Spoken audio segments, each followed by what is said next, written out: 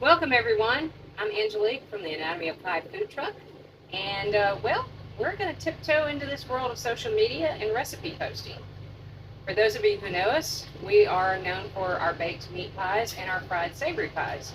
But we also do other things. And in order to start this, we're going to start with my mother's pound cake recipe. So this is Sandy's pound cake, almond pound cake to be specific. So we're going to start with 2 sticks of butter, and we're going to blend this up in the mixing bowl. We're going to whip it until it's nice, light, and fluffy.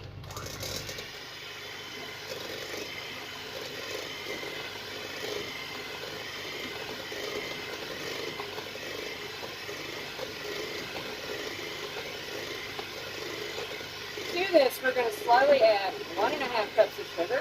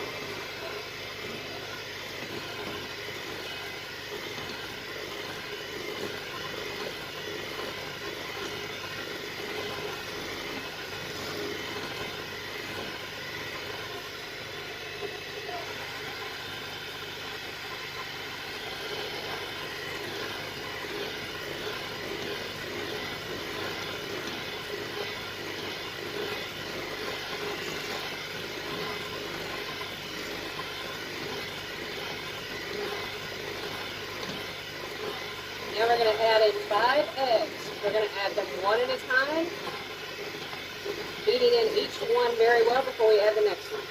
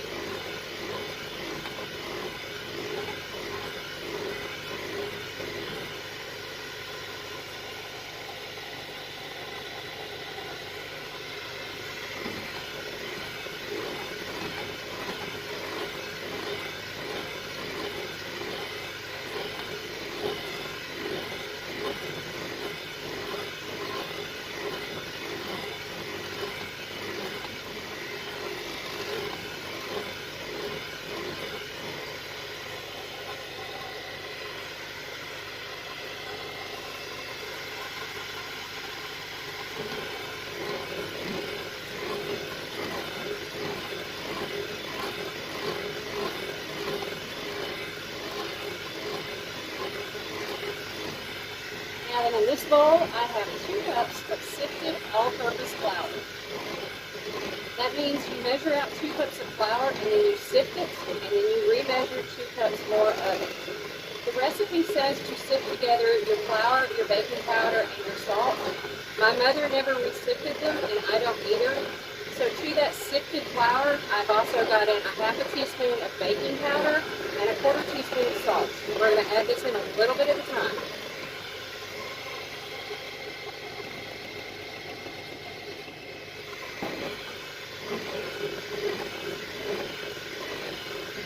As the recipe states, once you start mixing, you don't stop. You continuously mix the whole time until everything's in the pot.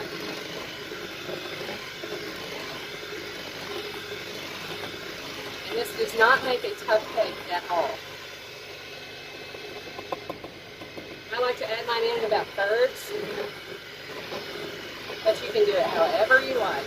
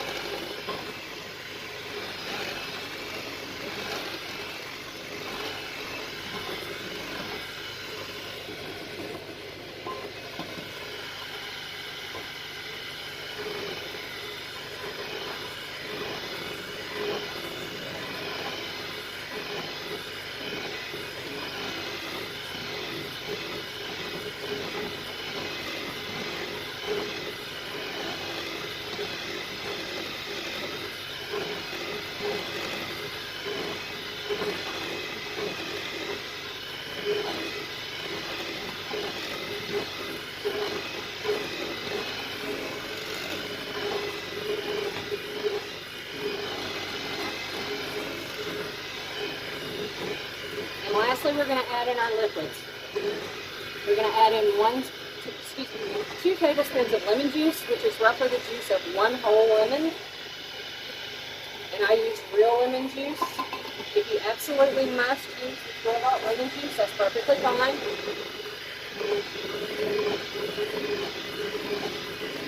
That all mixed in there. And then lastly, 1 tablespoon. That's right. 1 tablespoon of almond extract, because this is an almond pound cake.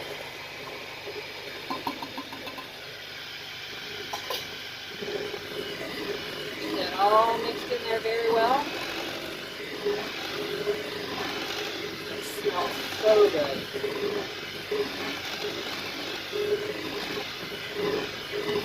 There we go. She's mixed. So now we're going to stop the mixer. And I'm going to get my spatula here and just give the beaters a light scraping.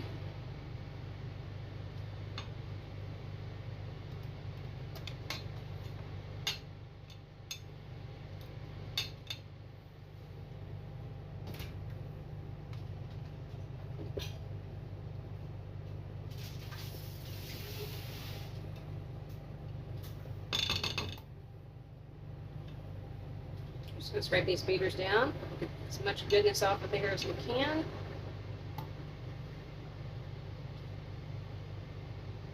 And this batter will be slightly loose.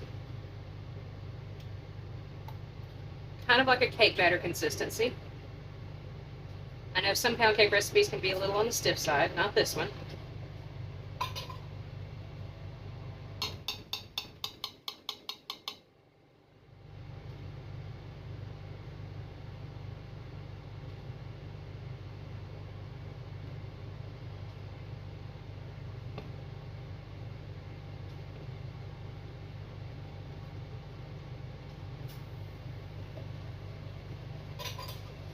I'm going to give it one final scrape down.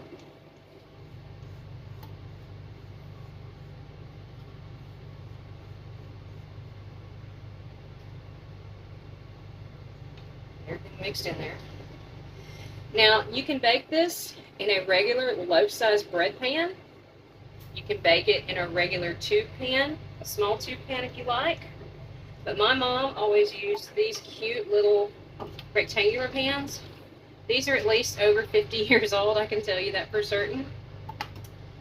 And the size is listed. And what I do afterwards is I take one of our candy scoops here. That size up. This is a number 16 scoop. And I usually get 5 scoops per pan. So this is going to make 3 little cakes. She always baked these in these 3 pans because we would eat at least 1 cake the very day she made them. And then the other 2 would go into the freezer because these were always my after school snack. So when I got home from school, I could cut myself a piece of, just put it back in the freezer. These cakes will freeze very well, wrapped up in plastic or in a freezer bag for 3 to 6 months. So they're great to make ahead of time for the holidays. And I also like to line my pans with just a little bit of parchment paper. You do not have to. but definitely grease your pans. And so let's get these in the pans and get them into the oven.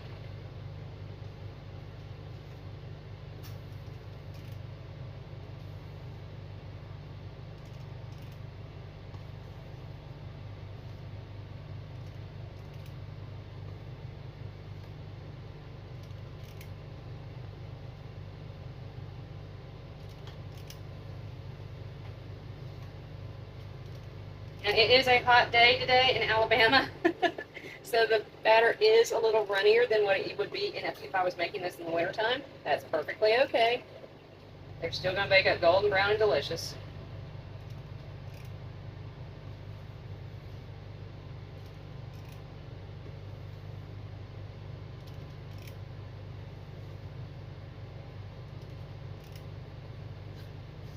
Since it is a little warmer, I may actually get 6 scoops each today. Weather plays a funny role in baking and candy making.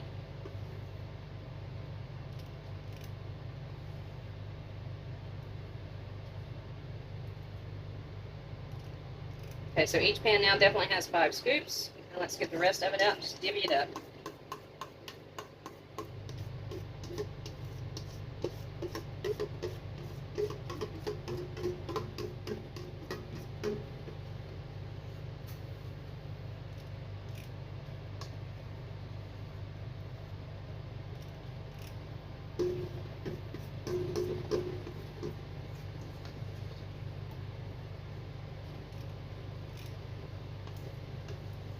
Okay, so they both got about 5.5 scoops today, or all 3 got about 5.5 scoops today. All right, so now let's give each other just a little shaky. Pat them out. Let's get them in the oven.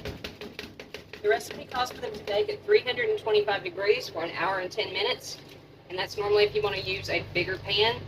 Since these are a little smaller, we're going to bake them for roughly 50 minutes. I'm going to check them at 45 because sometimes they bake a little quicker. Now, if you're using a convection oven, which is the oven that has the fan in it, like I'm using today, you're going to want to turn that temperature down to 300 degrees. All right, so they're going into a 300 degree oven right now, and we're going to bake them for 45 to 50 minutes. Let's go.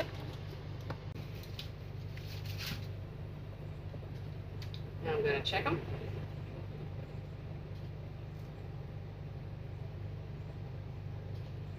You're done. And these are the final product. These are our beautifully baked pound cakes. You want to let them cool for at least an hour before you cut them. And as I said, you can go ahead and eat them immediately, or you can wrap them up for storage and they will easily keep for 3 to 6 months. So if you want to get a little jump on your holiday baking, these are perfect to go ahead and bake, freeze, and store. Thank you so much for joining us today. We'll see you next time on the next episode of Let's Cook This.